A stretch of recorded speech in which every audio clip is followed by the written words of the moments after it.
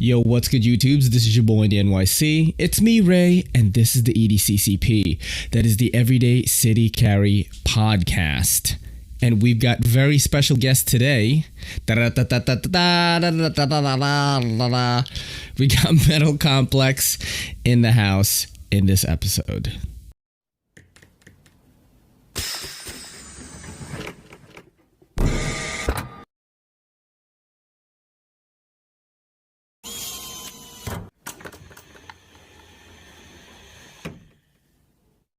What's going on, man?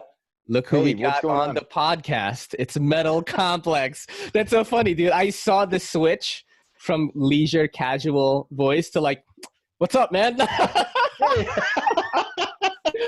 what's going on here? What's going on, man? Hey, thanks for doing the podcast. What made you decide to come on? Like, some time freed up or? Oh, another opportunity to talk for a really long time, right? I mean, like any opportunity to sit and talk, but I enjoy your podcast, and of course, we're both in the Apex Pass Run group, so yeah, for sure, man. Some time free up this week. Cheers to you, by the way. I'm doing some day drinking because from my experience, I'm a much better host when I sip on whiskey a little bit. So I normally don't drink during the day. I usually do the podcast at night. But hey, man, let's do it. Yeah, for sure. I don't blame you. I've had a lot of caffeine. I've already had 4 cups since I woke up in the morning. I wake up early. I wake up around like 6, and then I get a little bit more done. I'm a slow starter kind of guy, you know. Are you like that? Oh, definitely. I have to wake up super early. I have to have coffee, and everything just feels like I'm dragging a piano through a field of peanut butter in the morning. It just takes so long to get going. And then once I do get going, it's like, sometimes I'm sure it comes out in the reviews, but like there's so much, it gets going so fast that I have to utilize that time to do a review, you know? Yeah. Dude, that's so funny because I'm a similar way. So like in the morning, I'm a very slow starter. I have to consume some stuff. Like I listen to a lot of podcasts to get my mind kind of going. I get current events from that, which is funny because I listen to comedians most of the time. And to hear comedians break down coronavirus is just hilarious. But that's how I get going. And then I have my coffee around like maybe 10-ish. Okay. Maybe 10, maybe 9:30. My brain starts going. I start getting ideas. I'll film unboxings or whatever. I started watching your latest videos around that time today, you know, just to catch up on what's going on. And dude, I have to say, man, one, how do you make all these videos all the time? And also I want to go deeper into that. You're not just making short videos. You have videos that are very long, just discussing one subject. I watched the difference between a good knife and a bad knife video today. Very, very good. I learned stuff on my own. Maybe I knew this stuff already, but I kind of like will know how to word it better in my own videos because of how you describe things. How do you come up with the time? Oh boy. A lot of times I will record very early in the morning. I like to get up and, move around and so the end of my day, I'm constantly thinking because I have 2 kids and my wife and I both have full-time jobs. And so it's funny that like when you get to a point in your life where structure is a necessity, the irony is that you actually find yourself with more free time than you thought you would have because everything is so like, this is what I do between 6 and 7 a.m. This is what I do between 7 and 8:30. And the goal for me every single day is to be able to come home and sit down, everything's done, the chores are done, everything that I did at work is completed, and then I can actually sit down with my wife and enjoy some quality time. And so it's just the structure has to be there. So a lot of times it'll be recording in the morning. Sometimes it'll be recording, over my lunch break. But truthfully, I have a lot of freedom. Lunch break at work? My job allows. I have an enormous amount of freedom. My office is wherever I want it to be. So for right now, I'm here anyway. So for right now, I'm really able to sit down and do videos like whenever I kind of want to. But yeah, that's generally how it is I'll record a couple of videos in the morning and a couple of videos at lunch, and I try to record 3 or 4 times in a day. And since there's Jesus, no dude. and there's no Wow. editing, so like, because Yeah. I just talk, and I'm like, I guess that's what, that those were my thoughts in the moment, so that's what goes up usually. Yeah, I But mean, some people just have that gift, and I can clearly see that you're so passionate about the hobby, and you have the gift of gab. You can kind of carry a topic along. I can thank talk you. to myself on camera about a lot of different things, but I have a hard time talking about one thing. I think it's the ADHD, the hyperactivity, going on there. Sure. Um, do you notice yourself making more videos? Have you been working full time amidst this whole thing, or? I mean, yeah, you can call it that. A lot of it is Mhm. it's really difficult to do what I do full time right now, because what I do is provide a means of advertising for local businesses. So Okay. like digital advertising, a lot of it, used to be a lot more TV, but TV, people don't do cable anymore because of all the streaming services. So Yeah. you know, Yep. I offer advertising services for it's a combination of a local digital newspaper, but also Mhm. like YouTube advertising and Mhm. Instagram advertising, Snapchat advertising. Any Mhm. way that they can get their information out there. But because contact with clients is super limited right now, there's just not a lot of the process to get this stuff done is actually shorter now, because everybody's having to do what they can. And Yeah. so all my interaction with all my clients is over the phone or on a computer anyway. Mhm. So I'm parked down here. I mean, behind me, this looks it's just some guy's basement, right? Yeah. But it's my basement. But yeah, it's literally the corner of what I call the dungeon in my house. Mhm. Um, I but need but one. I need one, man. See, like this room is where I do all my stuff, but my girl can come in anytime. I can hear her outside. yeah. So, some of my videos, like the intro, I'll be like, fuck, I can hear you, man. This mic picks up everything. And Yeah. I almost feel like I need that. Um, so so you have been working full time this whole time. How has quarantine Yeah. affected you and your video production? Are you doing more vids, like things like that? Yeah, definitely more videos. I mean, so uh, I mean, a lot of people are stuck inside now, and truthfully, I'm fortunate in that Hayes, Kansas, which is where I live, which for anybody who's wondering is like smack dab in the middle of the United States. Yeah. Um, we have barely been affected at all by this in Mm-hmm. terms of like number of cases here. I mean, it's still definitely people are taking it seriously, Yeah. but people don't leave their houses unless they have to, or they Mm-hmm. but we haven't been like shut down here. But I stay inside a lot. Like I go outside and enjoy the outside around my house, and I go out and get stuff that I need. But my kids are still they were home with me for a little bit, but they are back to school, Yep. and so to just like keep myself busy and occupied is so important, because if I was just limited to what I did for work, I would be done with everything by like 11 o'clock in the morning, and it would just be answering a couple of phone calls, a couple of emails here and there. So it's actually been really great to have extra time to work on the channel, because now I really am still busy until 5 o'clock every single day. Yeah. Damn, you put And that much time into it? yeah, yeah, Dude, that's amazing, man. You know what's crazy when I watch you, because when you and I were in the same contest together, the Nick Shabazz contest, and I yeah, actually talked about this with Neves and Ives before. I said Metal Complex took that contest, and he was like, "Oh man, I was number 2 and everything," and he just floored it. Like he basically just went whole hog, just went completely crazy, multiple videos a day, and your trajectory has just skyrocketed, man. And you have actually inspired me amidst this whole quarantine thing, because New York City is highly affected by it. None of my right. family members are sick or anything, but I don't really That's know good. what's going on outside, dude. I throw Right. away the garbage and I ship things for the Apex Fast Farm group. That's all I've done. All our groceries are delivered. So Yeah. I don't know what's going on out there. Oh man. I have not been working for over a month. I'm still getting paid, and I got that stimulus check. We can talk about that later. But I don't know what's going on outside. And fuck, what was the point I was trying to make of this right now? Where was I going with this? Can you We were remind? talking about trajectory and the amount of content, Yes. you know, as a So I result. watched you and your discipline with making videos, and I have been putting up a video once or twice a day for the past, I want to say 2 weeks. That's awesome. Whether it's highlights from the podcast, unboxings, and I feel like I've started to finally get my groove, which I've never had in YouTube. I was always a guy that put everything into one video.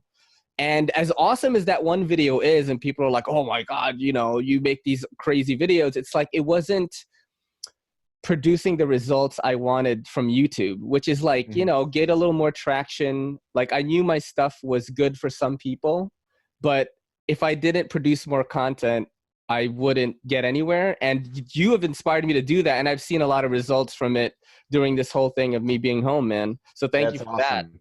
Oh yeah, for sure, man. I really think that like develop. It's like what I was talking about with you know, you get to a certain point where having an enormous amount of structure is really beneficial. And you know, like in terms of YouTube, having structure, you know, with your videos and with your schedule and everything like that is great. And then if you can pack on, you know, volume, it's enormously beneficial. And with more volume comes you know, more data to analyze.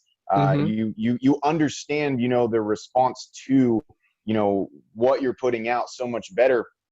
And if you're constantly doing the same thing, you know, obviously the quality definitely is important, you know, but the Mm-hmm. more that you do it, the more you understand exactly, you know, what the response is, and whether or not it is something that you can efficiently repeat. And so I just kept doing it and kept doing it and kept doing it. And now it just feels like a natural part. Now I Mm-hmm. don't want to stop.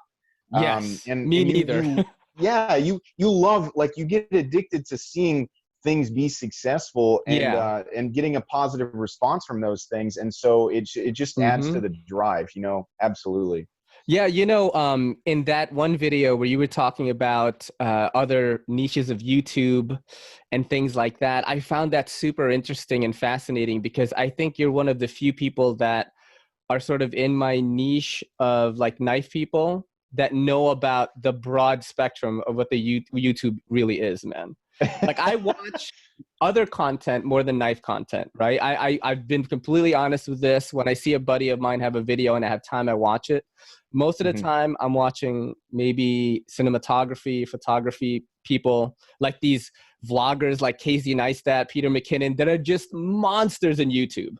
Yep. And there's no one in our knife sort of world that is like that yet. No one is, Right. I mean, you know, is it going to be a TikTok kid doing the whoa and reviewing knives to become the next mainstream person? I don't know. Does Drake EDC one day and then we just become the, you know, pioneers of this movement? I don't know. But Oh that man. that moment has not happened to the knife community yet. Right. Right. No, Even yeah. though, yeah, even though it's You're massive, right? right. Yep. Yep. You're 100% right. And it's so, what a weird thing to think about, you know, because yeah, I've heard different people say like, oh man, like, you know, it's like knife reviewers, it's so saturated right now, and it's not. Like No. there are a lot of knife reviewing channels, right? Mhm. But in by contrast, it's like what you were saying, you know, compared to these other niches on YouTube, Mhm. there isn't. And Technology, right? yeah, Dude, yeah, people it's reviewing crazy. smartphones, you know?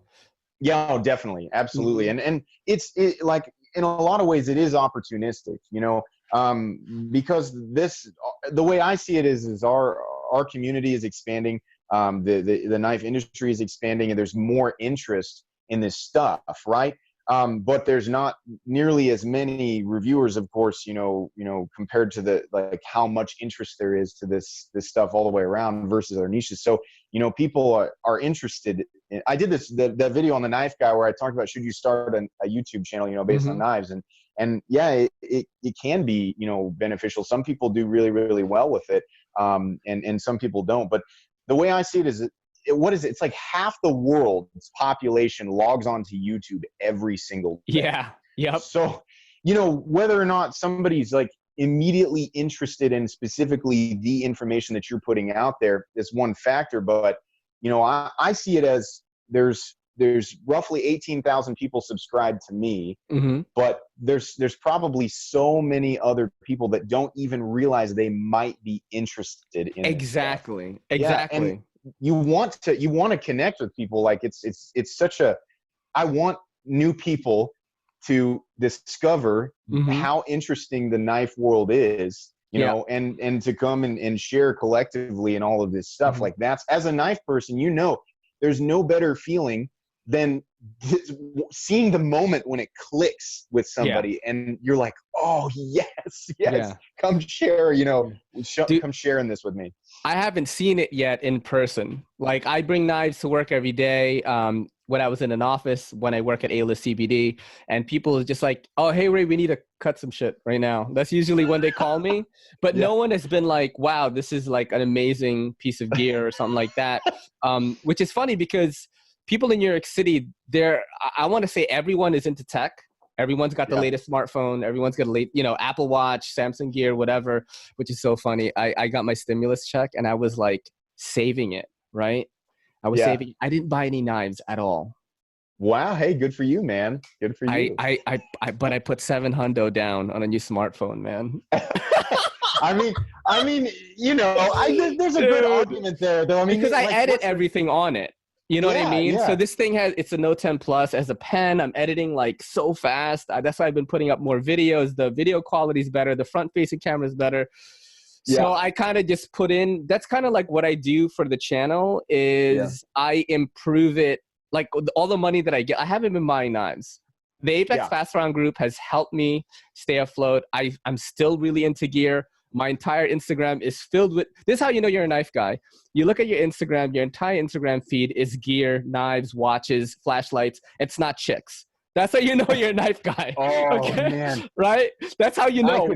I could not possibly care less about any, like the electricity between, you know, my brain and an image of a beautiful piece of gear, you know, whether it's a knife or, you know, often I don't know nearly as much about watches, you know. And if I see, it's like this primal just buildup of it, and it's such a connection there, and it's so funny. For anybody taking that out of context, they're like, are they trying to justify, you know, some type of physical, emotional, and mental attraction to an object over a female, you know? I mean, look, man, there is room for that. You know, I don't follow a lot of like these, you know, Instagram fit models. It's funny because Kelly is my fiance proposed to me, by the way, you know, boss man. I'm just playing. But she's a personal trainer at Equinox. Okay. And, you know, I look at her feed and it's just like butts, like really fit girls. And I'm like, dude, this is what my feed should look like. And then I'm looking at this like CRK. Oh, man. So, hey, it's, I mean, maybe, you know, I think a lot of it has to do with is everybody, you know, wants what they feel like they can't have right then and there in the moment. So if they feel secure in one area, or they feel like that they have acquired, you know, what they wanted in that particular area, then they no longer lust as much, you know. So, but there's infinite amounts of gear that I want and cannot have. So it's a vicious cycle for sure. Yeah, with me, right? When I see stuff that I don't even want per se, like I follow this guy, I think his name is Metal Worn, and he makes like high-end, like small little like mythical, like Thor's hammer, or like spinners that cool. Spinners that cost like $800, like crazy, like so much work has gone into this. And that is what attracts me to gear, is knowing that a guy tinkered with this thing in years and years of working and learning how to do what his dad taught him and what this person taught him, and implementing it into his own craft is like what really excites me. When I see like a leather goods shop like Coyote Workshop or something, I'm like, man, that wallet is awesome. I can't buy it because it's like $300, but I like seeing it, you know? When did you start getting into the hobby, by the way? Like when did you start collecting knives where you kind of knew what you were talking about already? Like you weren't doing the M-Techs and the Attack Force anymore? Because that's what I started with, for sure. You know, I was like, everybody did. Yeah, everybody did. It's so funny how like the elitists of any community will they pretend that they were just conjured into that universe with like excellent taste, and it came from that. No, But so I have a video, the knife that broke me, and it Mhm. was actually Slicey Dicey tagged me in it way Mhm. early, way before I had, anybody had any idea who I was. Uh, and that sounds like people know who I am now. No, that's not how I'm trying to say it. But like way back early on in the channel. And so the first knife, I've talked about this so many times actually in different videos. I stumbled into the Kershaw Blur because I was It's a good transitioning one. out of the hyper tactical kind of mall ninja stuff. I was Mhm. still very much attracted to black coatings, black frames, Mhm. serrations and tantos, and all that stuff kind of goes together, especially with M-Tech. Mhm. And I was at Walmart I think I was probably 19, and I was like, man, some of these knives get up to like 50, 60, even $70, right? Yeah. And I had never heard of it. And I see this one, and it's a Kershaw Blur, and I want to say it was like 55 or $60. Mhm. And I asked to handle it, and I was like, and it assisted, and it just felt more solid. The chalky coating on there felt more durable, I guess, Yes. than anything else I had experienced. And I was just instantly convinced with the aesthetics of this knife and the physical feel of everything that Mhm. this was clearly made for more serious work. And it was a complete accident that the Kershaw Blur is actually hailed as a great functional tool, right? Yep. So I buy this thing, and I love it. And of course, it does function well. I had no use for a Tanto in an EDC setting, and I didn't really need the serrations, but it looked cool, and I enjoyed it. And I really locked in on that thing and the features of it, and all of the little clicks and clacks, and essentially everything that an enthusiast loves about a knife. Mhm. I was starting to, subconsciously enjoy it for those reasons and not understand, why. Yeah. And it wasn't until, a little bit later that I started to realize, wow, yeah, actually folding knives do have a lot of aspects that are, intentionally designed for specific types of use. Mhm. Steel, I remember discovering that not all steel was created equal, and that there were, very varying processes and different types of heat treat that go into this stuff. And that, once I realized, like, oh man, like, some of these things are so specific and get really expensive, and there's reasonings, there's different reasonings that teeter totter behind this stuff. I just was completely and utterly consumed by it, and it became an obsession. Yeah. And that's, I guess, yeah, I was about 19 after, and then I started to collect and acquire different things. I wish I And found it that young, man. For me, I started with the MTechs and all that. I've only been in this game for, I want to say, at least like a little bit before my channel started, which is maybe 3 years ago.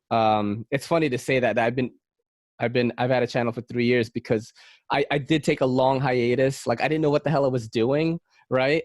Um, the ZT-0456 Sinkovich design, okay. I bought one from JD Cutlery with his anodization, the lanyard, custom lanyard on it, and I was like, holy shit. Like, I can't believe that I can tell this is way better than the other stuff that I have. And that's when I kind of understood that Yep. um, Yep. I A gotta lot. try this next thing and see what that feels like. That Oh is yeah, really you what. immediately Yep. hunger for Yep. the next thing. Hmm. It's so true. I'm Yeah. Every sorry, I'm new cutting you knife, off. whether it's budget or high end or mid tier or whatever it is, you just want to see what it feels like every time. Yep. You know, Yep. Yep. I'm not too into.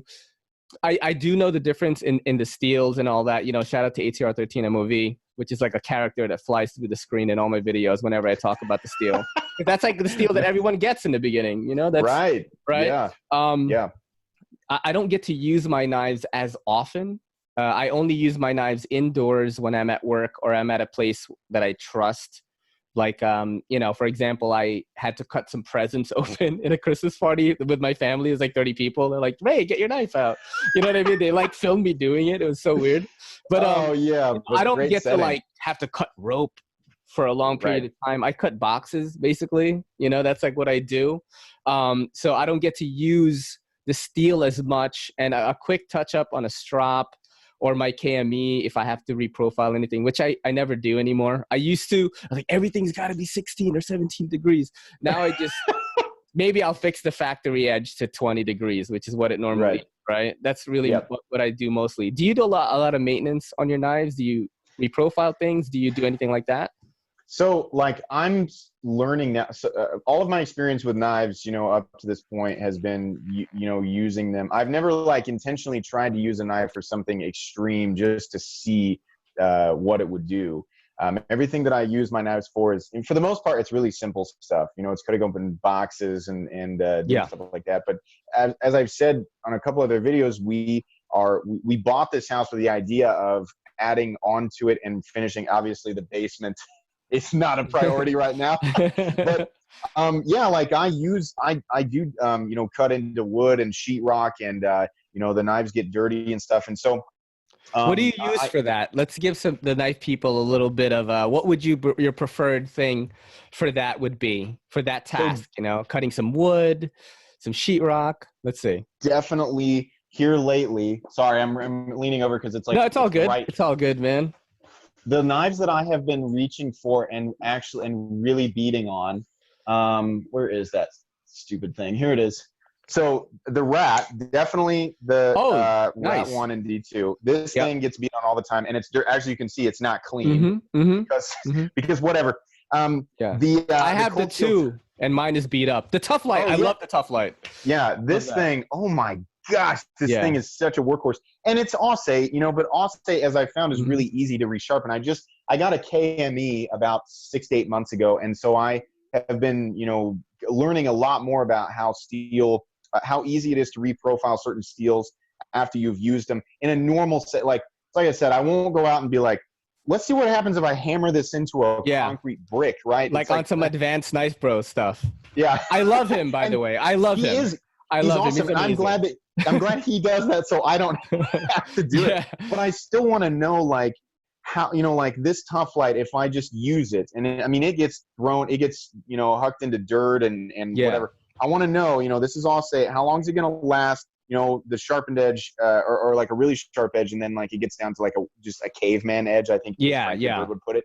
And you just keep on using it until it's basically, you're just like pressing a wedge through something. So then it needs to be resharpened completely. And actually, I find that I really like Aussays. It's so easy to reprofile. And get all and knock all those things back out, and then it's good for a really long time.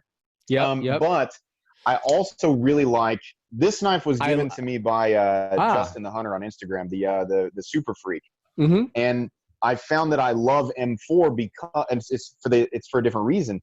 This can be beat on forever in a normal setting, and it just doesn't go dull. It takes so long. And you resharpening it takes more work, but it's not as scary as people think. So this one, and you don't have to do it as often, right? So no, you don't. And this one, we because I can't go work out at the gym that I like to work out at. We installed here recently. We installed a gym in our garage, and I use this thing a ton. And it was getting smashed into concrete and used for different things. It just doesn't. M4, if it's properly heat treated. It just doesn't really seem to care about what you're using it for, and other steels in the same league, that toughness, that edge stability. It's so nice when the edge does roll and doesn't chip. It's so much better when that happens. I'm kind of like still like a basic bitch when it comes to knife steels because like I've only used like ATR13 MOV, S35VN, M390, D2. And, a few other ones, but those are the main ones that I've used. So I haven't gotten to experience like using M4 or anything yet. I don't even know like what I need to cut like 200 boxes or something to like know what it feels like is, that's all I'm using it for is to recycle. Like that's it. Right. I flip my knives most of the time. That's what I enjoy the most. And people on the channel know that that's my bread and butter is like ergos, aesthetics, and action is like what I am. I'm a snob of those things because that's what I'm limited to, But see that you're hitting something that it's definitely like repeatedly brought, and I have to bring it up all the time. Okay. The truth is with all of these steels, even somebody who's like, I divide the knife community into like 80% of people are just using their knives for the simple task. And most of us will never be able to, really pinpoint the exact difference in performance between this steel and this steel. And that's true. And I put myself in that 80%. 20% of us are really going out and using, like, your occupation requires that you use a knife in, in a number of different scenarios for a number of different reasons, and oftentimes even outside of what the knife was designed to do. In which case, you will, if you're using different steels that often in so many different settings and constantly having to resharpen it, you will actually get, a specific definition of what something is meant to be used for and not meant to be used for. And it's just, most of us, it's just not going to, we enjoy the idea that our money went towards the potential, right? Yeah, What is this basically capable of doing? Like, if I bought a Ferrari, that thing's getting parked in my garage, and I'm going to sit there in a lawn chair and I'm going to drink beer and go, man, I bet that thing could go 200 miles an hour. Yeah, because where are you going to go? Yeah, exactly. So a lot of it, like, I just enjoy the idea of being like, wow, that's a good comparison. That's a good comparison, sure. actually. The potential of being able to use the thing if you need it, right? Right. That's what I enjoy. When you're sitting and, like, we have all experienced this. We all love to Netflix and chill. Yeah. And flip our knives until we. Yes. And you sit there and you kind of, as a whatever. Maybe it's just apple juice that you're. I don't want to suggest that everybody drinks, but like, I like to just slowly let my mind wander over a design and really, like, get absorbed. It's almost like another layer of euphoria that is totally separate from whatever it is you're experiencing with your beverage, and to really get absorbed by the design and really just kind of feel all of those little things that you may not have been paying attention to, during other parts of your day. And that is a lot of times, me, as I am more of an enthusiast than I am, somebody who, uses and resharpens it. A lot of people get the majority of their enjoyment from using their knives, and I completely understand that. And that's why you get people who are like, why would you buy that just to collect it? Why wouldn't you use it? It's a tool. Yeah, I get that. But if those people are, if the maximum amount of enjoyment they get out of any object is its utility, then that's why they're so confused and frustrated with people who don't do that. But I get more enjoyment out of enjoying the knife for the object that it is. The admiration element. Yeah, the admiration of it. I get more enjoyment out of that, and then the hypothetical uses, that it's capable of. That's interesting to me. What's the maximum power output of this thing? What's the, like, what is it potentially, capable of doing? Yeah. So interesting. It's infinitely interesting. Yeah. Sure. Gun to the head, you had to pick a knife company. Which one would it be? Rick Hinder. Yeah, I knew it. I've never had a Hinderer. I've never been able to check one out. I'm kind of like waiting for Blade Banner to be like, hey, man, Hinderer, hit us up. We're going to get a passer on. I'm like, I'm in. You know what I mean? Oh, my Because gosh. I'm super interested in it. There's so many different models that I've seen. People talk about it all the time. Slicey's all about Hinderers now, too. I had him on. And he's like, I didn't get it until I had a few in my hand. And I know that you're a big fan of Hinderers as well. Like, what's your favorite one right now that you have on you? This is the one that I've been calling the dark horse. Did you just put the carbon fiber? Is that the one that you? Yeah, I've seen that. Yeah. Wow. So I have been following and obsessed with Hinderer knives ever since the first time that I saw one, which actually was his Generation 3. And so I was there when Generation 4 was announced, and then Gen 5 and Gen 6. And I've said this many times, way too many times than I care, because at this point it sounds initially like I'm bragging, but I'm just reminding myself of how many of these I've owned. I've owned now 27 different Hinderer knives, and most of them, 18 of them, have been either XM18s or XM24s. Do you switch them out and maybe trade them off, or how does that work? Because either you are doing that or you're Scrooge McDuck's nephew. So no, I do not have the money. I tell people, because like, you're part of the Wahlbergs. That's why you have all the the burger franchise. No, I'm definitely not. Yeah. No, I could never afford. I've never kept at any one time, the maximum number of Hinderers that I've owned is 3. The nice thing that I like about number. Hinderer knives do a good, like, back in the day when you couldn't get them, a Hinder XM18 in Generation 3 cost like $400, and they would sell immediately on the secondary market for $700 to $800. Wow. And yeah, they were crazy high They were demand. rare, right? It was short Exactly. batches and things like that. Exactly. Yep. And now they are there's enough of them out there, that people you can go get one if you want to. The draw to them, of course, is, a lot of the look and the potential for capability, but also the modular. I mean, like you can customize them and make them look however you want. There's it's so amazing. many. Yeah. Right. But they still manage to retain their value pretty well. If you buy a standard Hinder XM18 3.5 inch, you're going to pay $425 for it. You can enjoy that thing. I mean, if you're an enthusiast, like if you're going to go out and beat the crap out of it, yeah, it's going to depreciate. It's over. Yeah. You can enjoy that thing for a few months, and then you can turn around and sell it on the secondary market for $375, and people will buy it.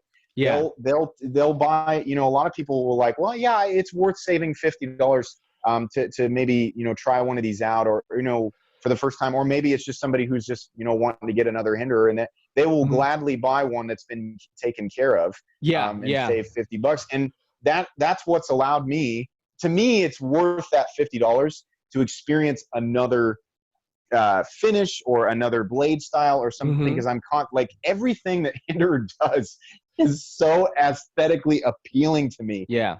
It's just, and to a lot of people, it's not. I mean, to a lot of people, this looks like a World War II tool, and that's what's so appealing to me. But his finishes and his attention to, I guess just like the rounding of certain surfaces and overall chamfering, things like that. All these sort of higher end features that you get from the higher end makers. Yeah. It's so appealing. And on top of that, because he has so many different blade styles, so many different finishes, and so many different potential combinations with certain things, there are actually certain parts and certain finishes that are very rare for certain models. So now I've gotten to the point where, for example, this XM24 and the black stonewash finish, there were not many of those made. And I thought that they were long gone. And Scott Whittington posted this guy and was like, we have one more of these. And I knew that there's like maybe 6 or 7 of these, maybe, I don't know. And so I was like, I have to have that, because I have this vision. I've constantly got different builds of Hinder knives in my head. And I'm like, I want to do that one. And this vision I have for this one, is the all blackout hardware and this or that. And the carbon fiber scale is truthfully a placeholder, because I know that XM24 tie scales are coming back at some point, and they have been basically non-existent. Getting a full titanium XM24 is a thing of the past. Like they're so rare. And so I have this idea that I want to turn this thing into this this full titanium monstrosity, And how much did you pay for that, by the way? Ah, man, the 24 by itself was $635. You pay an extra $35 for the finish. So the XM24 is $595, and then you pay an extra $40, I guess, for the finish. And then I bought the carbon fiber scale, which was another $100, which is a lot of money to pay for a carbon fiber scale.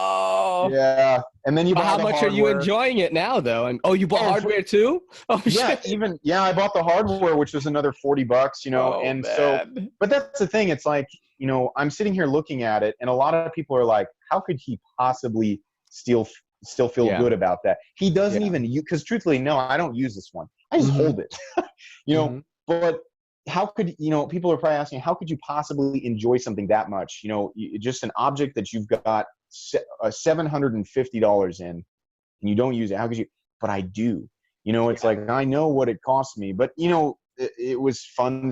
I had to sell knives to get this one, and it has sparked this, and I'm enjoying it so much that I'm perfectly okay knowing that when if and when I sell this, I won't get anywhere near that back out of it. But you get something.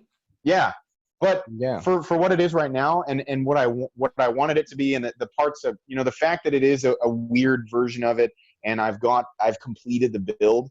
Yeah, like the buzz of this build is still like ever present. I was trying to understand that feeling. I had Alex's Knife Box on here. He does a lot more of the higher end stuff as well. He's got Shiros, he's got all this stuff. And I was trying to understand that feeling, and I didn't get it after that podcast. But like I said, I was saving my stimulus money. I haven't bought a knife since Dylan Mallory's Small RKO, which is like how Okay. many years ago? Then I just spent $756 on a smartphone, Yeah. right? And I Yeah. was like, oh shit, maybe that's what people feel. You know, it's like when you fully understand something, Yeah. you know, and you know what's going on, you know, you're using it all the time, you're playing with it all the time. I think I am gonna get there in my knife journey. Like I'm sort of at I want to say I'm at the noob intermediate level. I'm in between. I'm like right here, but I think I'm Yeah. going to get there, man, because I'm starting to think that I should buy less of the budget stuff and only kind of like buy the ones that I'm super interested in and not just buy every $50 to $100, $150 knife, and kind of save more for like the $250, $400 Well, range to enjoy the next level. You know what I mean? Because it's I've done the other stuff already. that's Yeah. so like I did a video. Surprise! I did a video on that. Yeah. But like that's so you're hitting the nail on the head. And the funny thing is that it's people do they transition to a certain tier. There's never a reason that anybody has to get to. You know, I think new people come into the knife world and they're like, oh, so in order to understand all of this and fully appreciate it, I have to spend X amount of money on this thing that everybody's seeing. And the truth is no, I because thought that too when I first started. Yeah. and it's so confusing because you feel like that, you know, quality cannot be had for any less than, you know, hundreds and hundreds of dollars. And the truth is you can get an excellent knife for $50, but yeah, you start to realize that how much enjoyment you're getting out of it, you know, is different for different reasons. So to relate this to what you were saying is that we all do this. We see something that we really, really want and we realize it's too expensive. We don't have that value system in our head yet where we understand exactly what we're getting for the money, and we find different things that you know, make more sense either financially or you know a lot of times people say there's no way that can be worth that much money, and I won't admit this out loud, but it's because I don't understand it and because I can't afford it or whatever reason. And that's totally fair, but that's not, you know, so what they do is they find a placeholder for less money, and that actually is the better. For example, the ZT0562 versus the Hinder XM18 3.5 inch. Oh, those are the two that look similar, right? Yeah, it's you know, and it is a ZT. I mean, Hinder designed it and ZT produced it, so people could get their hands on an XM18 for, you know, half the price or almost half the price. And what happens though is if you're, I've talked about this in the video, if you're already lusting after the real thing, the more expensive one, if you're looking for a placeholder, it will forever be a placeholder, and that the first object, the one that initially sparked the interest, that's the one that will eventually overcome you. So you know, initially you're saving, in your mind you're thinking, well, I'm saving $200 by not buying the real XM18. But what you actually end up doing, and what I ended up doing, was spending the money on the 0562, then selling it for a loss, and then buying the real XM18. So you actually end up spending more money. And in my case, I bought 28 of them. So then it really overtook. But a lot of times that's what happens, you know, and I think a lot of people can totally control that. And they're like, no, that's not worth it to me. I'm going to take this, I'm going to save the money, and then I'm never going to buy, you know, the other thing, Some people are like that. Yeah. And there's nothing wrong with that either. You know, however you approach it, you know, but if you in your case, you're like, should I save and buy something? Yes, because when you do it, you know, I feel exactly the way you're speaking about right now. Is I kind of just want to say, let me ask you this, right? In the topic of Hinderers, right? Does Hinderer make any knives that are like towards my blade length needs, I guess, which I like 3.25 or under is what I like to carry, because if a cop stops me, you know, like, especially now, like, I'm not white, I have a green card, they're gonna be like, what the fuck is that? You're a triad member. You know what I mean? So like if what they do is they put it on the hand. If it fits in the palm, right, you're all good. You know, you're not going to get locked up or whatever, or they're not going to think you're a terrorist or something, you know? So does he make anything within that range that I should strive to save for, like a 3-inch Hinderer? You know what I mean? Like, Yeah, dude. So, so there's the XM18. The standard is a 3-inch. There's the XM18 3-inch. Yeah. And then there's an XM18 3.5 inch, which is Mm-hmm. that's the size that fits my hand really well. And then the Mm-hmm. big boy is the 24, which Okay. nobody needs, but it's It's there. just cool. Yeah, it's just a big, rocket launcher of a folding knife. So the 3-inch is both thinner in blade stock and it's shorter in blade, and that's Yeah. that's the XM18 That's what that I you would need for enjoy. here. Yep. But there's also the Eclipse 3-inch, which is actually my favorite small hinderer because it has a lot more of the robustness of what you expect from a hinderer, Mm-hmm. but it's Mm-hmm. much shorter. Yeah. And the problem with the XM18 3-inch is that it has a flipper tab and it has a forward choil, so you expect to gain that ergonomic advantage by putting your finger up there. Yeah. But it doesn't leave enough room. A lot of people talk about this. Yeah, it's got a decent cutting edge, but it feels awkward because the flipper tab's in the way. So a lot of people say, well, Okay. the Ultimate 3-inch would not have a flipper tab. They need to do a non-flipper version of that. In the 3-inch Eclipse, they solved the problem by just not putting a choil up there. So you gain the full advantage of the extended cutting edge, and then you have essentially the same handle room, but it looks like a small Eclipse, which is a different style of hinderer. And you still get that robust feeling, but it's a newer model that has a lot of the elements that people expect from the modern knife. I mean, it's still got the tri-way, so it's on bearings, but it's more evolved hinderer. That one, the half track, which is even shorter, little I've heard of that. tank of a knife. Yeah, those are excellent. What do those run though? A lot. 425. Okay, you can that's what I expect for sort of my next level of purchasing is around like the $400 to $500 mark. Is what I'm thinking. The 3-inch Eclipse, I think, is the one that I would, for somebody looking for a smaller hinderer but still wanting to get that hinderer essence. Man, the 3-inch. And here's the other thing: it's not a frame lock. It's it is, but it's got overlays, so it's not an exposed frame lock. It has that sort of sub frame lock feel. And it's nice. They just really nailed that 3-inch Eclipse. It's really, really good. I gotta look into that, man. You know what? Let's get into some questions, dude. We got questions from some fans here. I wrote them down. Let's get here. Okay, so this one. Hold on, I'm loading up right now. No problem. My technology is failing me while I'm live on cam. It's called Story of my life. The beauty of editing. It's okay. All right. So this one is from Instagram, actually. It's from a guy called Plains Crafter. And he just asked, how do you stay so enthusiastic every day? You make multiple videos a day. I'm going to add on to his question. That's what his initial question was. And he added, there's not enough caffeine in the world to make me as enthusiastic as Metal Complex. And I share that sentiment, dude. Even just talking to you right now, you have a very vibrant energy about you that shows in your videos all the time. How do you stay focused, stay disciplined? I mean, you make multiple videos a day. You're pumping out videos. How do you stay motivated like that?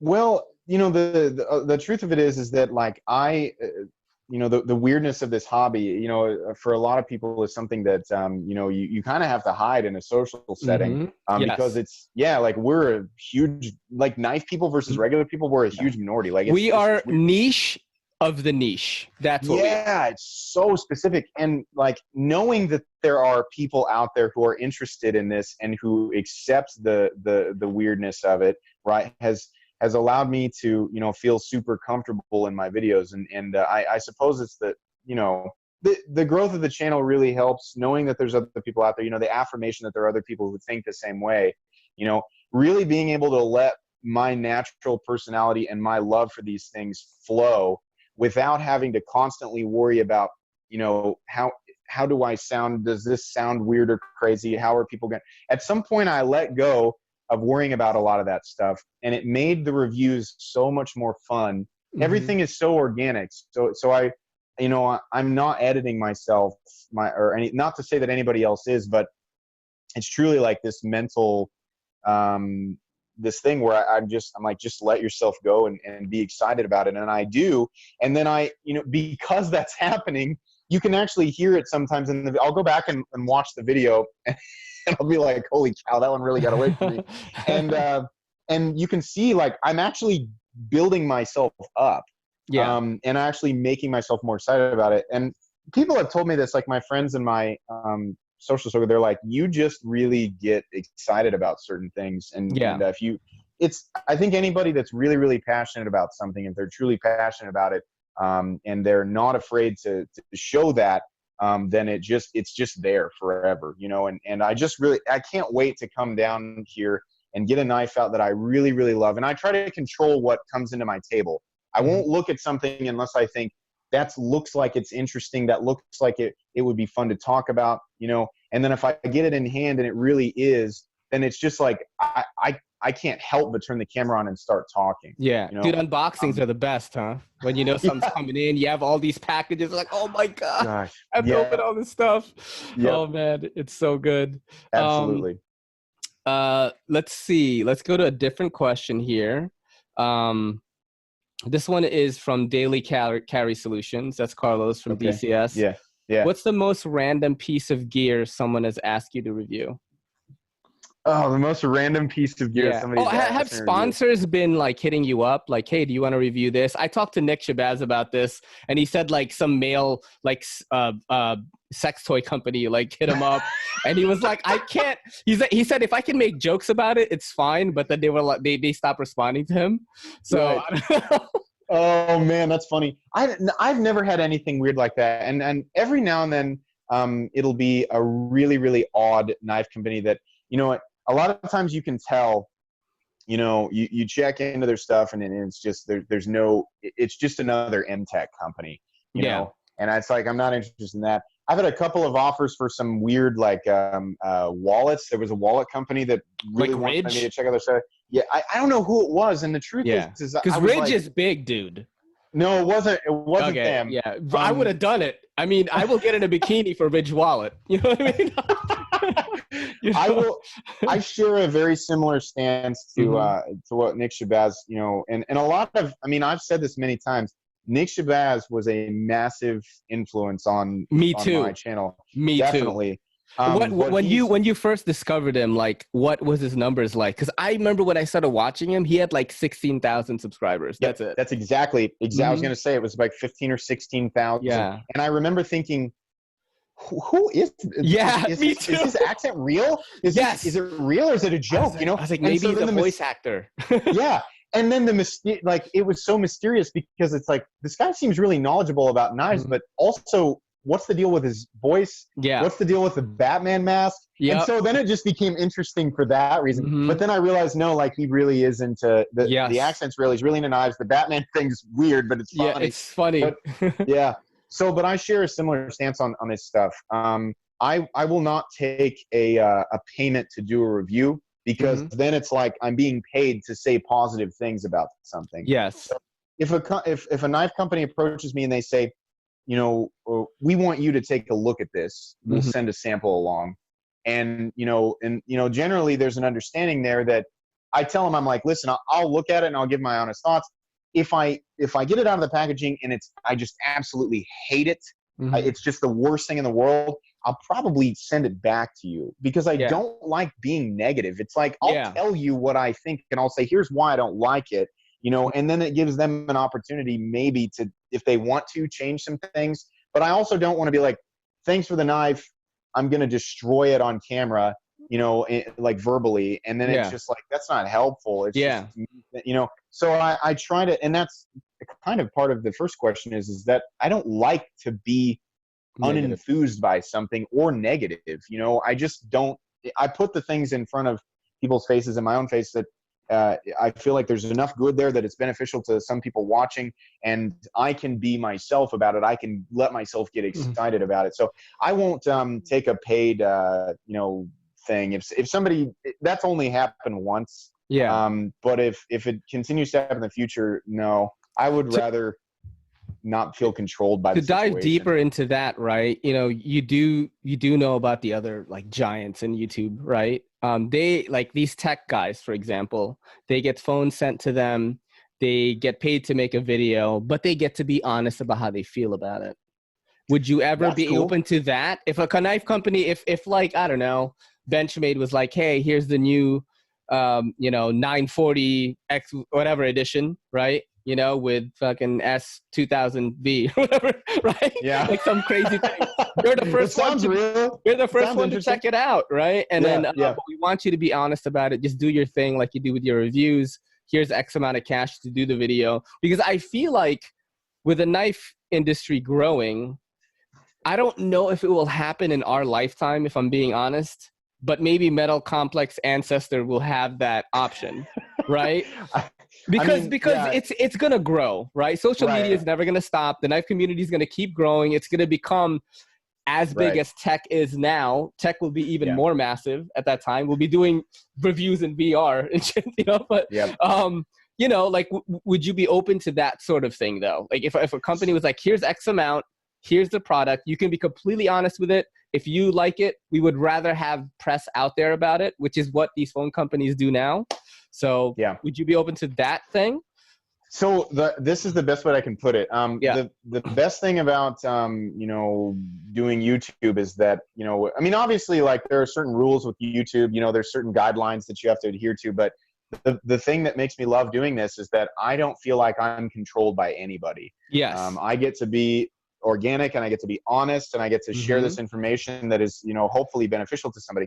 So it depends on the situation. If somebody presented it to me just like that and they said, you know, let's use, here's a very specific example. Knife company X comes at me and says, we're going to send you this knife. You can say whatever you want about it. Even if you don't like it, that's fine. We want to pay you just to talk about it on camera. We'll pay you $500 to talk about it on camera. You can, and if you don't like it, you know, whatever, we just want you to talk about it.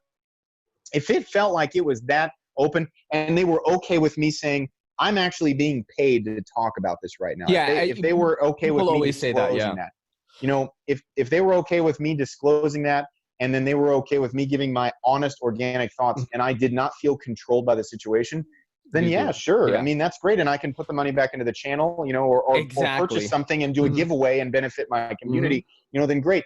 But if they were like, we're going to pay you, we want you to be real soft on it. Just point out the things that you like, you know, and they were trying to control. I'd be like, no, man, keep your money, because that goes against everything that I built my channel on. You know, I would much rather feel free to do what I want. If it started to become this very controlled thing, and it started to feel obligatory or like a chore, you know, then it sucks all the fun out of it. And it's toxic for anybody who's watching, because they're not getting real information. You know, they're just they're getting paid a paid ad, you know, that's all it is.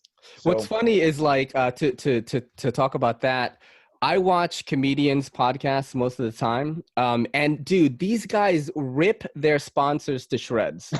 I'm talking about, like, Tim Dillon. I always watch him. He's my favorite, has my favorite podcast. He was talking about Manscaped, and he was like, hey, shave your balls. Okay. Like, you know, this is not going to nick you and all this stuff. Like, he just says all these funny things. He had BetterHelp, which is an app, which is like a psychiatry. And he was just like, look, do you want to get help from someone who may or may not be licensed? Get BetterHelp. And they're getting paid thousands of dollars to do this. And I'm like, I want to do that. I want to diss the guy trying to, you know what I mean?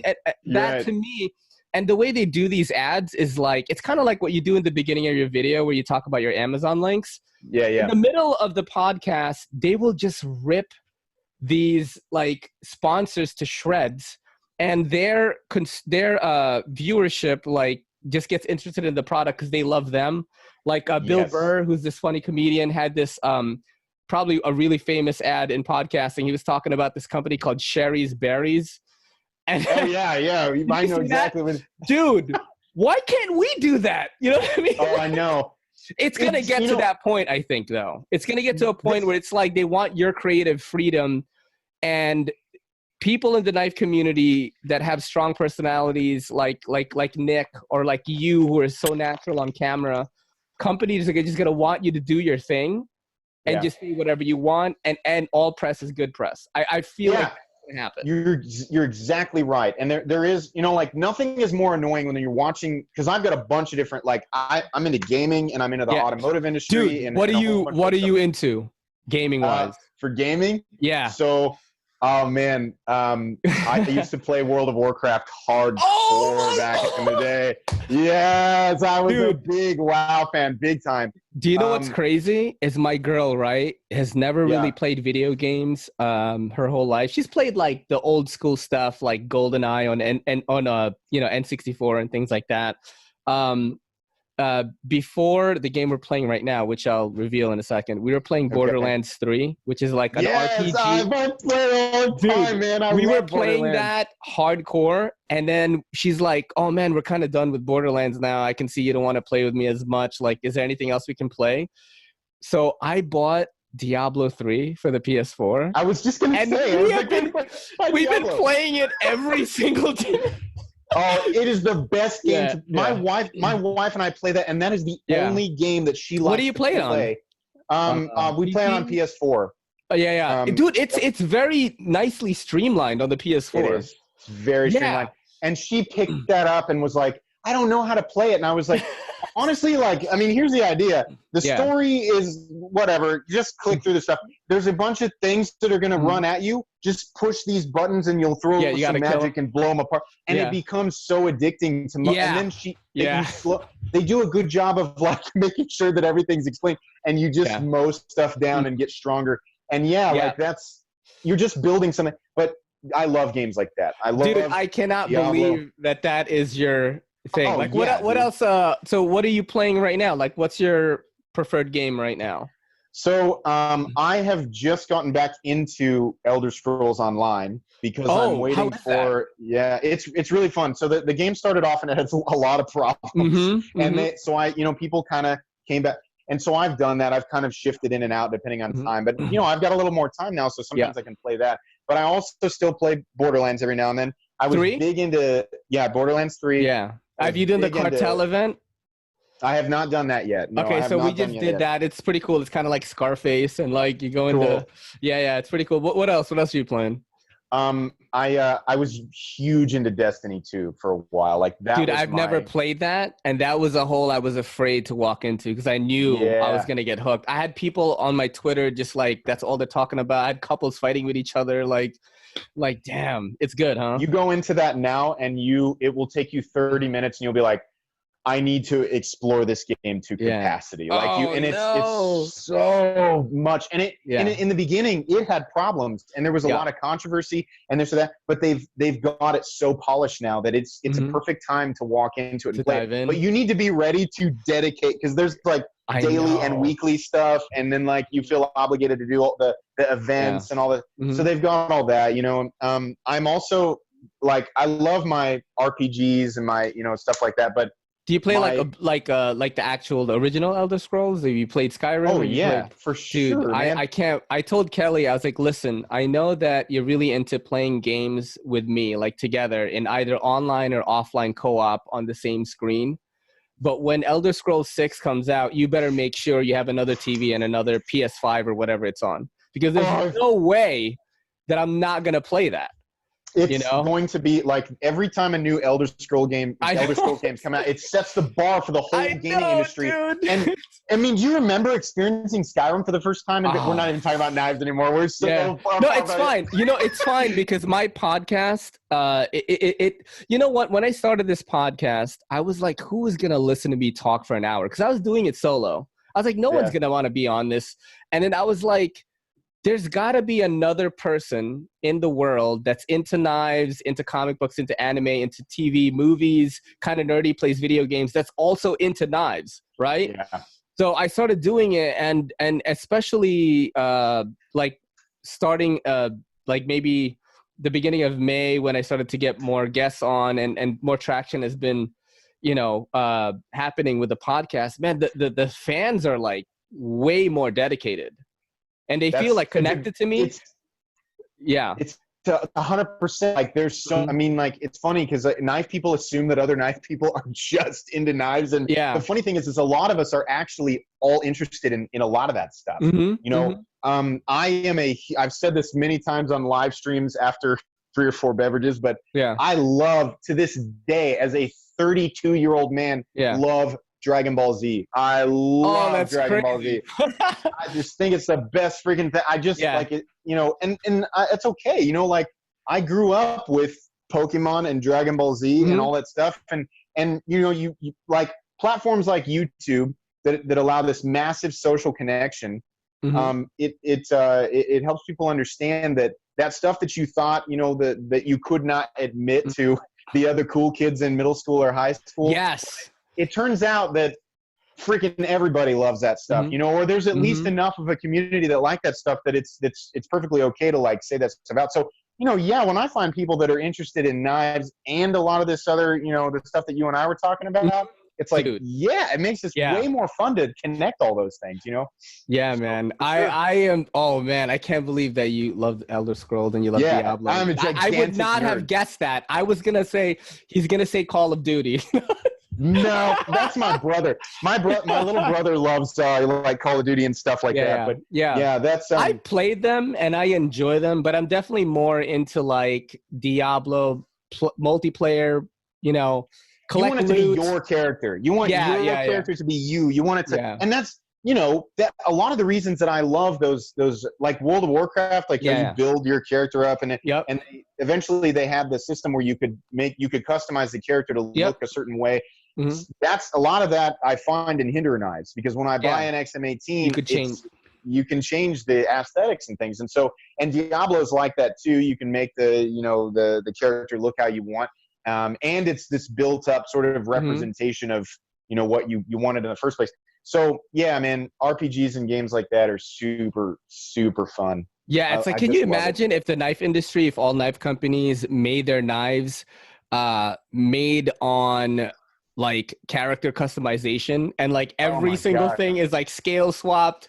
You could change the bearings on this to this system, and you could That's why Hinder Knives are so popular. I've always said the more awesome. options people have. I mean, it's hard to do. It's not like everybody can just come out of the gate like that. You can't. You got to have a nice strong base, and then when people trust you, you can do that. I think Yep. Do you like? I gotta ask. Have you ever played? So like, I play a lot of the online games that are based. But one game that's a little bit different, that's still fun. I love the medieval period. I mean, that's why the knight helmet is on the logo and the sword. Dude, but have you ever played Dark Souls? I have. So are you a Dark Souls 3 guy, or? So I've played 1, 2, and 3, and I hate and love all of them. It's the most frustrating So here's the deal, right? My friends and I, just a shameless plug here of like a buddy of mine. My friend is a VP of marketing at a company called Skydance. Are you there? I lost you for a sec. Oh, am I? Yeah. Still. Okay, you're coming back right now. Hold on a sec.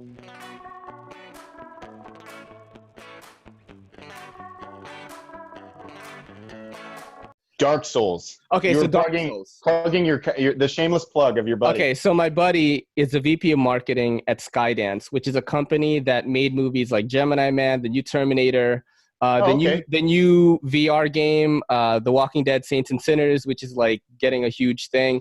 He's also worked on The Witcher 3. He's done. He used to work for League of Legends, Riot Games, a lot of big games, right? And so he got into the game Monster Hunter, which is a game that I've been playing since Monster Hunter 1 on PS2. Okay. Yes. I've been playing that for a long time.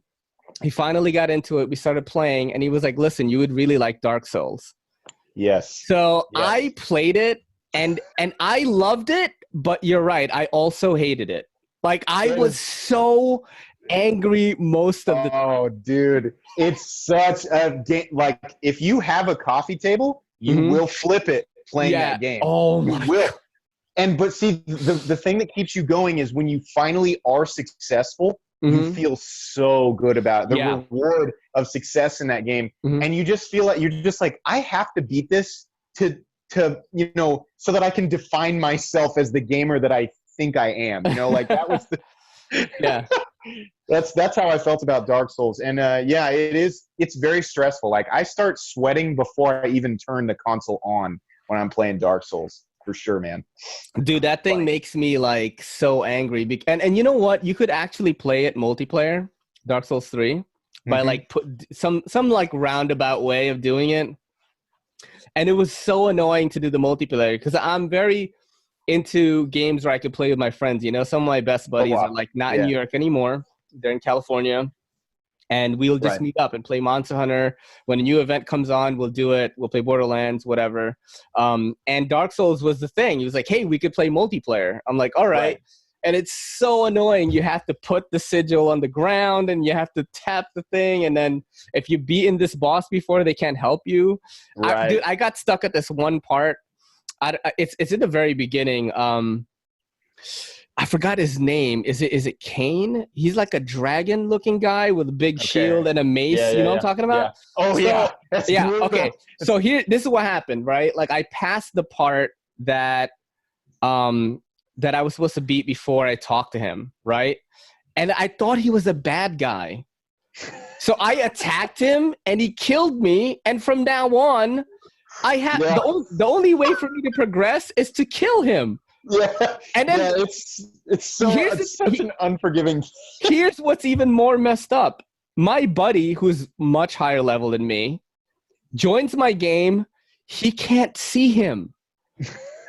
So I'm like, what do you mean? He's killing me right now. And I'm like, I basically kind of like said, all right, I'm going to take a break for a while. And I got Borderlands 3 at that time. So I started playing Borderlands. My buddy bought that game for me. He sent me the copy and he's like, yeah, we're all going to play it. But after that part, I was like, I need a break. Oh, dude, it is so unforgiving. And it's like, they just throw you into the game and they're like, you'll figure it out. You know, like, and there's no, like you don't get, the game doesn't actually pause. Yeah. You lose experience of it. It is the most, the least forgiving game of this time. I mean, you remember how, like, I remember playing Ninja Gaiden on Ninja. Yeah, that's exactly what I was going to compare it to. Brutal. It's just like, oh, you died? Sorry. Yeah. That's how the game works. You have to perfect the whole thing to get to the next. You do. You have to know exactly. I mean, it's trial and error. It's not like, you know, your skill, you know, like as a gamer before then is going to help you. It's like the game is going to throw it's going to throw a bomb at you from outer space, and it's not going to tell you when it's coming, you know. And that's how it is. But that's so funny. But yeah, I mean, I love games in the medieval style, and I love RPGs and stuff like that. Do you watch? Are you into any shows or anything like that? Like, are you watching like The Last Kingdom, or like did you watch GOT, or like? I'm watching Last Kingdom right now. I just finished it today. You did? Okay, don't ruin it for me. I just started season 4. It's dope. My whole family watched it. We were like in a family chat. My mom is like, why is all these people named Ethelwald and Ethelred in a Filipino accent? She's like, I don't understand. I actually had that question because, like, my wife picks up on things like much better than I do, and it was like way into one of the later seasons, and I was like, wait, who is Ethelwald? And my wife is like, oh my God, you're an idiot. Like, how long have you had this question, you know? Ethelwald. Wait, Ethelwald is the sneaky guy. Right. The sneaky guy, right? That was like the original king's son. That's who it is, right? Okay, I still remember. You know what I mean? But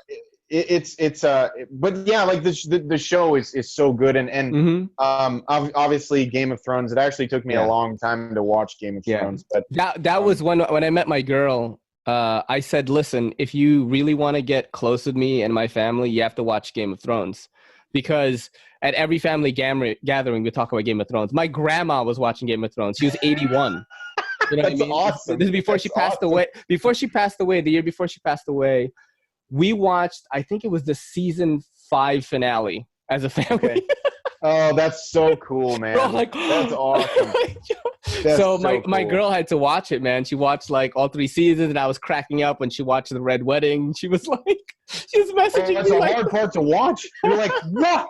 You feel personally betrayed, like as a viewer, you know? So terrible. I love that.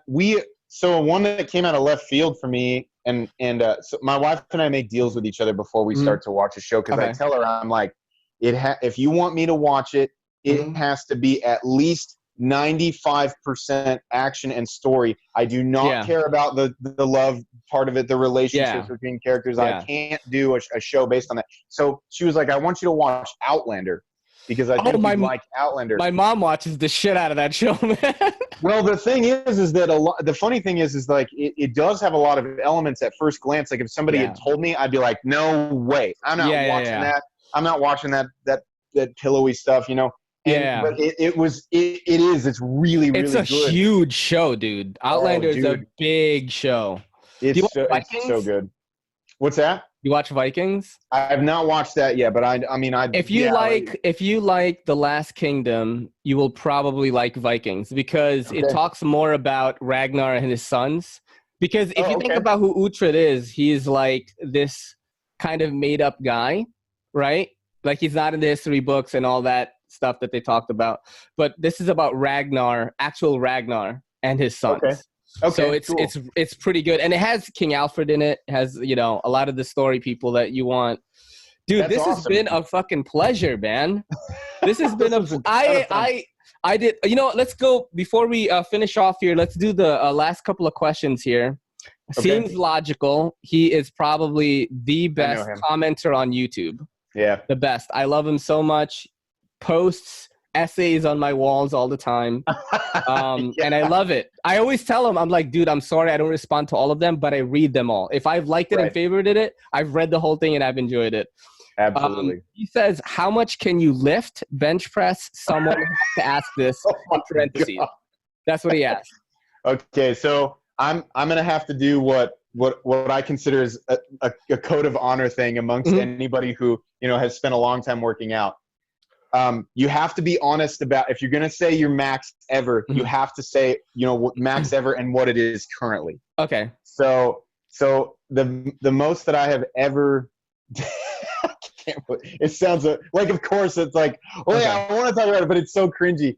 The most I've ever bench press was actually a rep max. So the best rep max on bench press was 375 pounds, which was 275 for 11. Somebody can check on that. And then the best single rep was like 355. But right now, after a month out of the gym, cold, I'd be lucky to put up 315 to 325 probably. How often do you work out, man?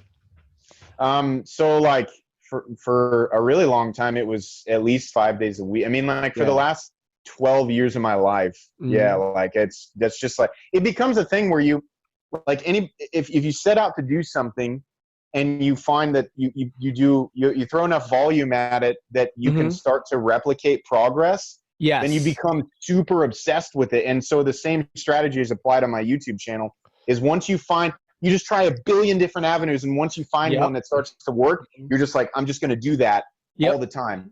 And for whatever reason, like in high school and when I was younger, like I started to work out, and it started to make sense to me. And I'm definitely not the strongest guy in my area or anything like that. In fact, I've got many, many close friends who are just put me to shame in the gym. But it was fun to figure out how to manipulate body mass, like not just get stronger, but dude, I've been following you. You said eat a lot of carbs. Yeah.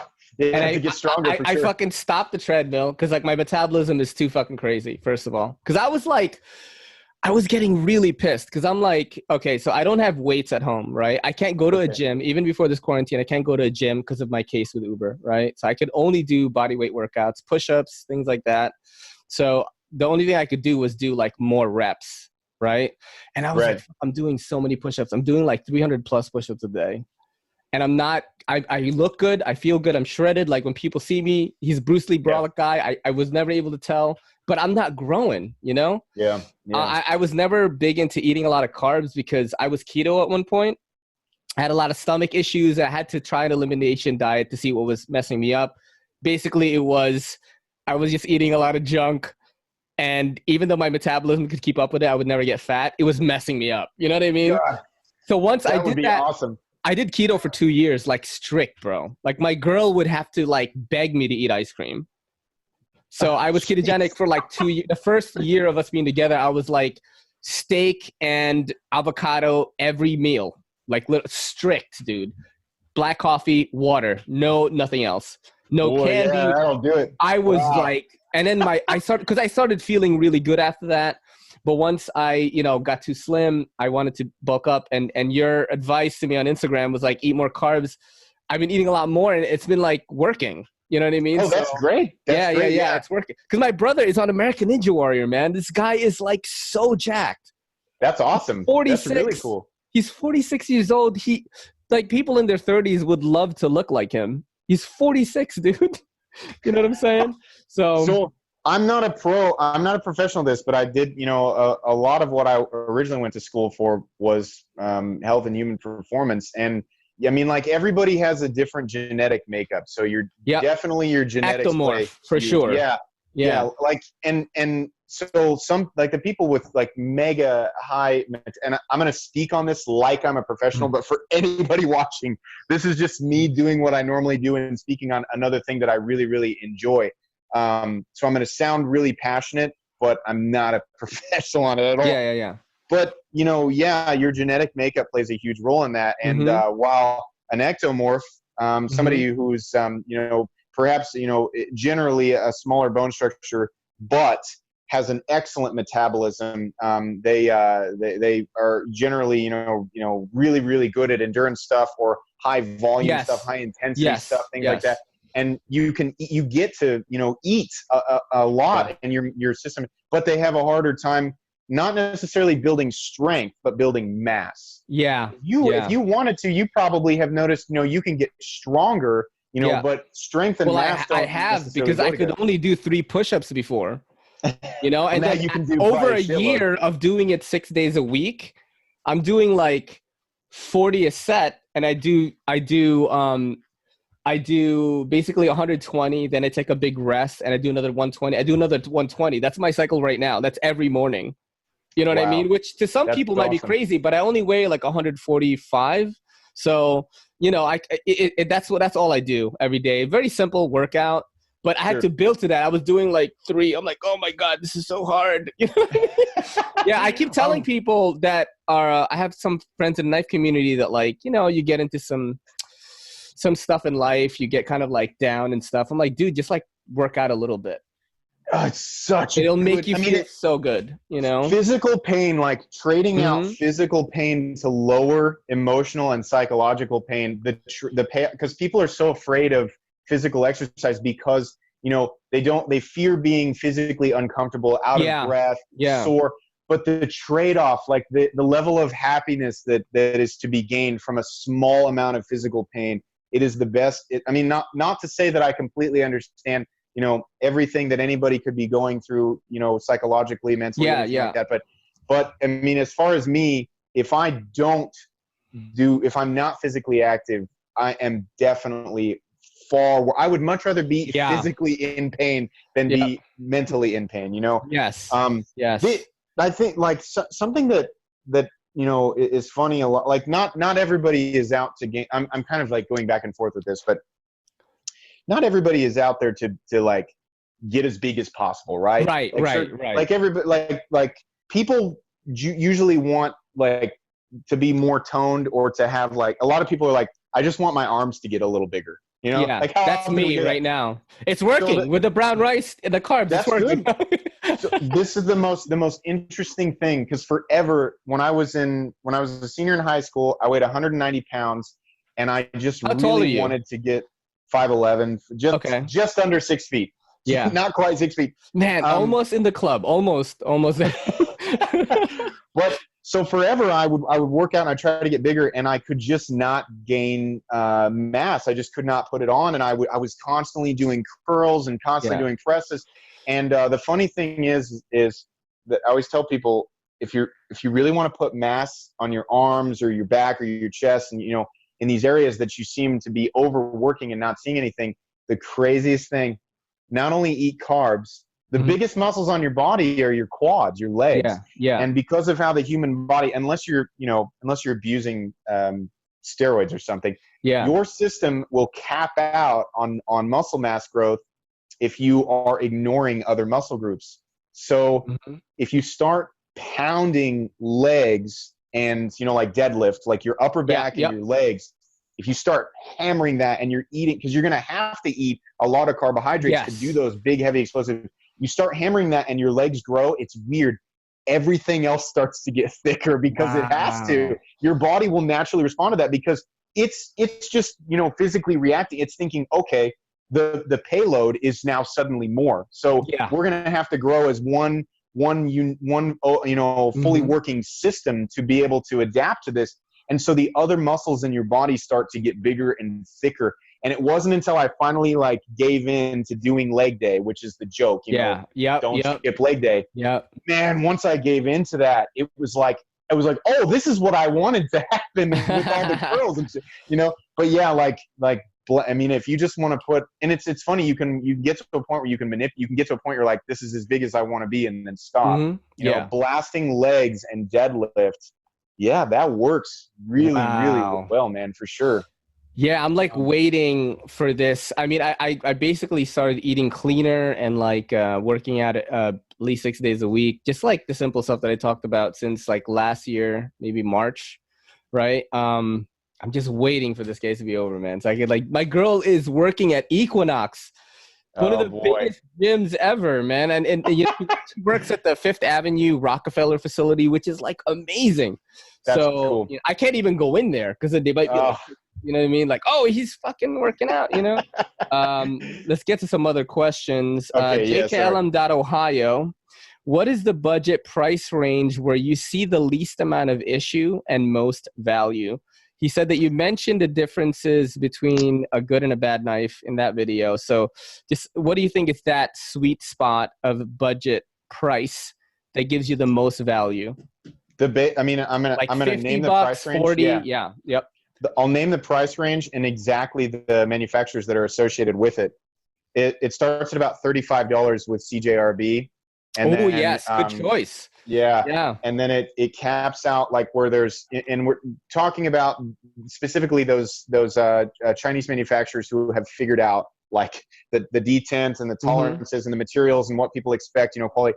And then it starts to kind of taper off after about $65 with Civivi's upper tier. Yeah, so $35 to $65, and your company's CJRB, Bestech, and Civivi are, man, they are just crispy good with that stuff. Yes, Absolutely. man, I agree with you. I had the Gobi on me. You know what's funny? I have knives from you on me right now. Oh, you do? Nice. You just sent me the kite fin from Weenite. Yeah, it's from Apex Fast Round Group.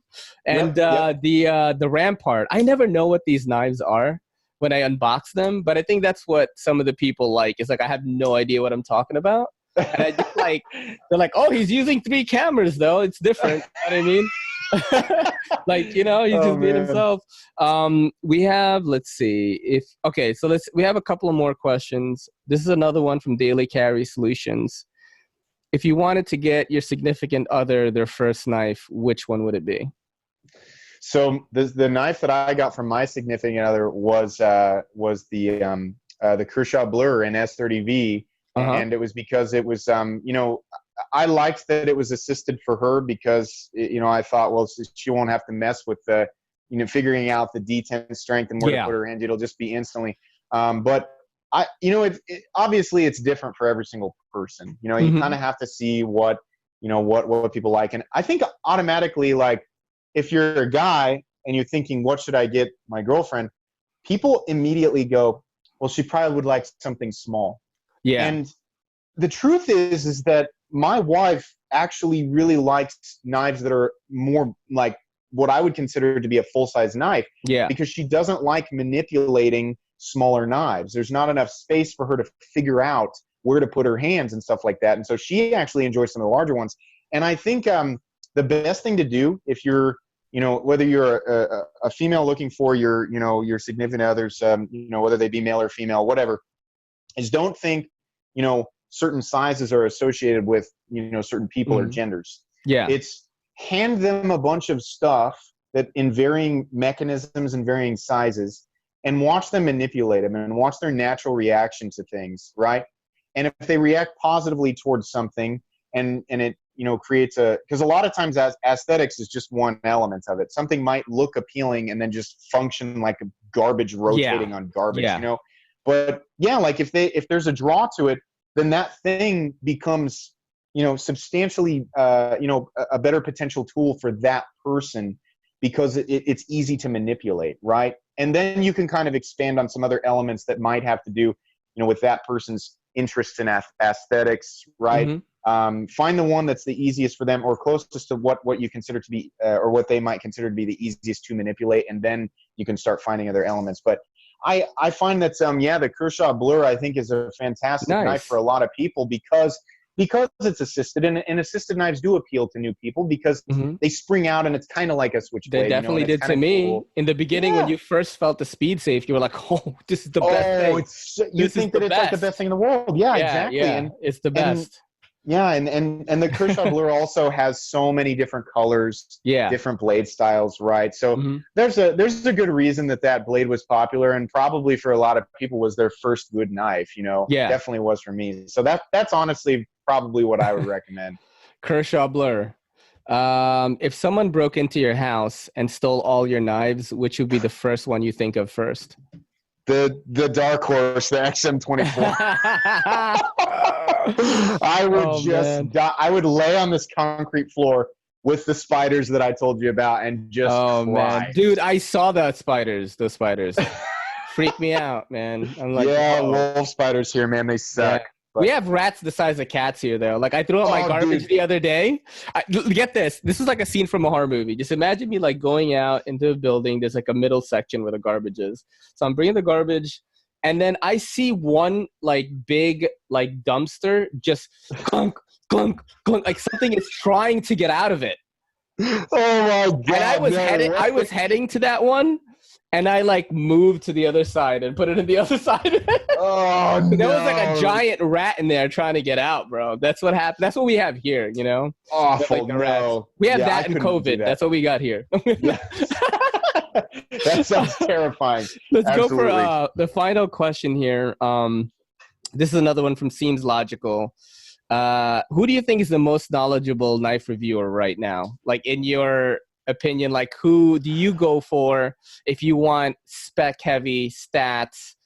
You know, I mean, I Nick Shabazz for me probably is who I would go to if I'm going to make a decision on something big, because he's just very thorough. Yeah. So, like, definitely, like, I think everybody's obvious choice is Nick Shabazz, and it's not just because he is popular. He's popular because he's good. He does those things really, really well, right? You definitely turn to him. I also rely heavily on, it's crazy, you know, I've said this before, but I feel like there's a, you know, I have to talk about different elements with this question, but, like, I get a lot of information from Super Steel Steve, a lot of the really technical stuff, and he's a character, man. Like, he's his own person, but like, my goodness, does he know what he's talking about? 100%.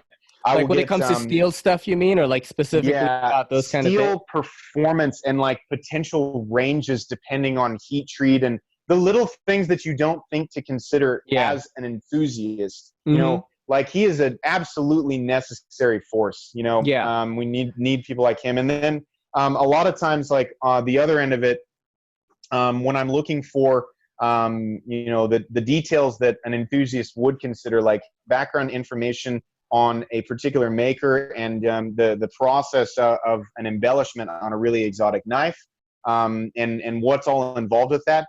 Dr. Frunke, man, like, that guy does a great job with stuff like that. And I've really been enjoying getting to know him on Instagram.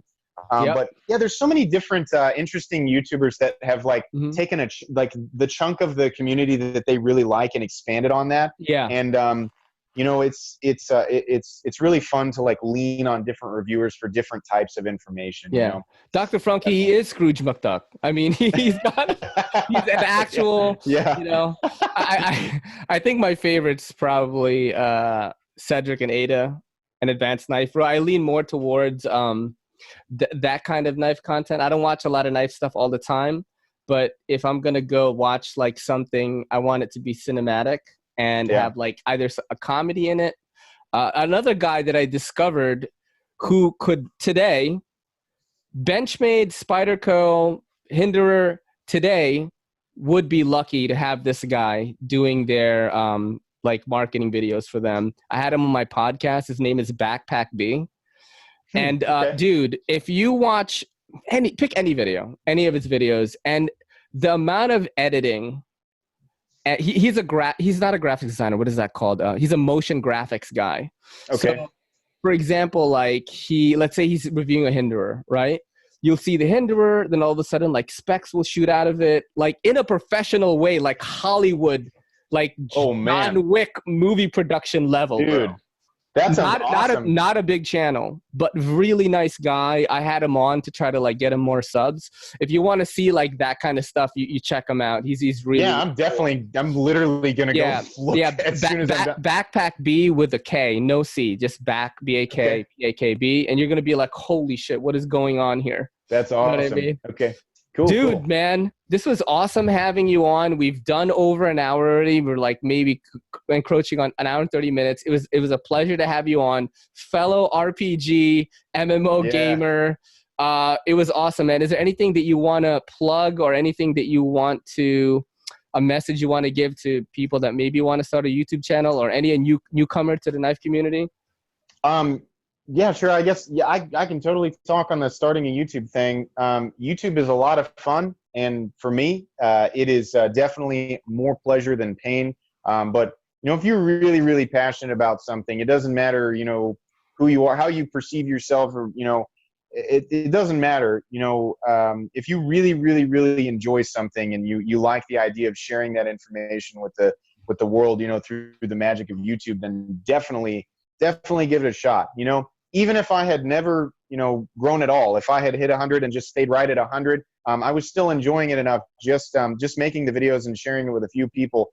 It's just fun to reach out and share the things that you love and find out that there are other people out there that enjoy them for the same reasons that you do. And I think that's really healthy. You know, it can help you expand on a hobby that you already love and bring even more enjoyment in. So, yeah. I think this is great, and if you've been considering it, then, you know, give it a shot, because all you need is a phone and whatever. You literally whatever you want to record, you don't have to do anything special. You know, you just talk about what it is that you enjoy and the reasons why, you know, and the people who appreciate that and appreciate you know, and the way you present it will come and stay and listen. So before we end, right? Do you have a lot of videos like backed up on your YouTube that you just release them on a schedule? Like how many do you have at any given time right now? So this has my schedule in it. And how many do you have backed up on your YouTube right now? 20 videos, 10 videos? 47 videos is 47? Right, yeah. There's a lot. Wow, I have like 3, I think. So like I pre-record stuff for multiple reasons, but I found that scheduling, if you are able to create a lot of content, if you're able to use free time to do that, then and I can't tell you guys how often I switch videos around for one reason or another, but sometimes a certain discussion topic that I just felt like it was pouring out of me, and I was like, I got to start recording because I'm thinking about this and I want to. Then record it and then save it. And then if sometimes it's opportunistic depending on something that you have recently talked about or a knife company that you're exploring right now, and it ties in. And having that on reserve can really help keep growth moving along smoothly. Yeah, dude. The more you put out, the more data that you have to analyze. You can watch all those little graphs, and you start to realize this followed up by this has this effect. And growth is important, you know, like if you know, it's helpful for you and the community that you're presenting the information to. So scheduling and taking advantage of YouTube's features, you know, for that are really beneficial for sure. So. Thank you for doing this, man. Everybody, this is Metal Complex, and this is the EDCCP. It's your boy Ray from the NYC saying peace. Yo, don't forget to hit that subscribe button, and don't forget to hit that bell icon so we can squad up in the comments.